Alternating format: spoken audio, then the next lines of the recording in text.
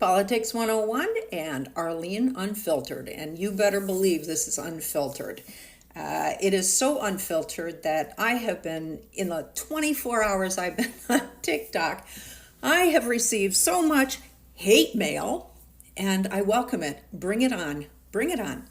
Now, I came on here yesterday because I'm so angry. I'm so angry about so many things as a woman in America and having to, you grow up in the civil rights era and everything's kind of humming along. We had a terrible recession in the 1970s. We had the Vietnam War, and then the decade of greed comes along, and it's just like, Jesus Louise, is there just a normal period of time that a person can live? But I'm really fortunate because I've had a chance to live through the last 60 years of all of these changes taking place in America. Some good, some not so good. But as a person who has studied politics for the last 40 years, elections in particular, you look at how people behave relative to the things that are going on, relative to the issues of the day. You see what activates them. You can kind of predict the behavior into the future, which is why I'm absolutely certain at this point, based on everything that I'm looking at, that Kamala Harris is going to win.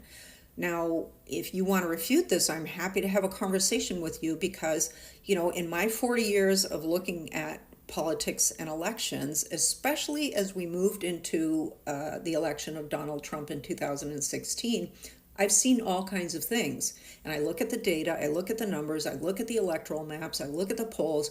But more than anything, I'm looking at what people are talking about on social media now. And there are a lot of them on both sides, Republican and Democrat. And what I'm seeing right now is unprecedented. This didn't even happen when Obama was running for office. This is something that has taken on a life of its own, and it actually almost doesn't even matter that it's Kamala Harris. It could have been someone else. What has happened is that an entire segment of the electorate has been activated in a way that is causing them to act. They did it back with Obama, but it was very heavily oriented toward African Americans and younger people. What is different this time is that older people, voters, suburban women, people in very deep, heavy red states have all said we've had enough. And when J.D. Vance came out and attacked a segment of women, it was game over. You can actually know that that was the moment that this all ended for Trump.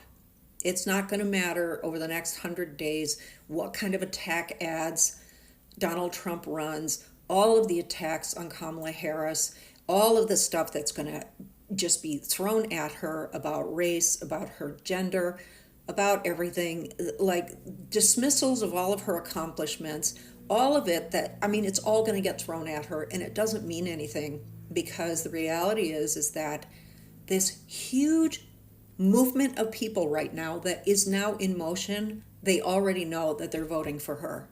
You cannot sway them, and you will be wasting your money advertising to people because the undecided, there will only be a small percentage of those undecided going into the Trump column because here's the thing.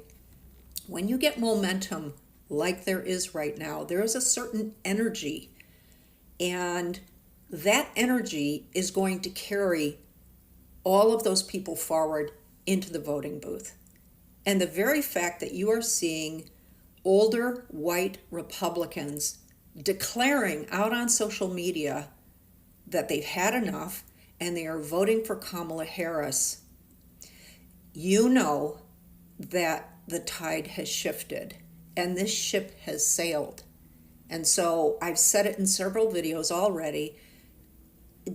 This is a done deal. I'm calling it. She's going to win. And what you're going to see happen between now and November is you are going to continue to see an uptick in the numbers where the polls are indicating the spread between Kamala Harris and Donald Trump is getting greater and greater. And it's not a question of whether or not Kamala Harris is going to win. It's going to be by how much. And with the groundswell, the number of people signing up to volunteer, the staggering amount of money that's already been raised with so much more to come, because most of the money that's been raised thus far has come from small donors. When the big money donors put up, just like you saw the other day, Netflix put up $7 million. Big money's coming in from a lot of places and these ads are just going to keep running that Kamala Harris is doing. It's about prosecutor versus felon. It's going to be about uniting America. It's going to be videos of her laughing, something that the Republican Party has attacked her for, and she has turned into her advantage, because what people see in Kamala Harris and her laughing is they see her joy and they see love.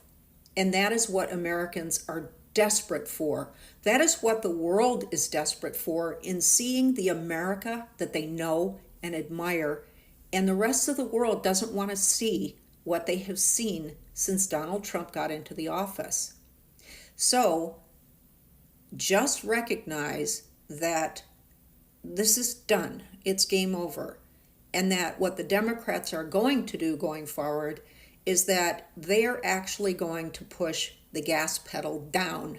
They are not letting up, because this is a moment in history where they are essentially, their actions are the equivalent of going and snatching the country back and resetting it. It's going to be like a reboot of America.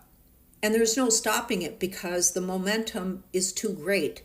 And there isn't enough time to run enough attack ads in enough places to offset the feeling that Americans have that change is about to happen, and not the change that Obama brought. It is the change that is associated with all of the women in America who have been waiting for the moment that all of this resets.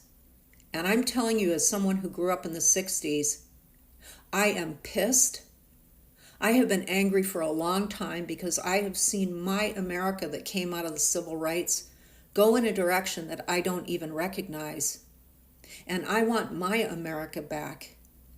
And so, yes, I absolutely come to these videos with a point of view, but I also can back up that point of view with the experience of having looked at this for all of this time. And so, for whatever it's worth, to anyone who's watching these videos, I welcome you. I welcome your comments.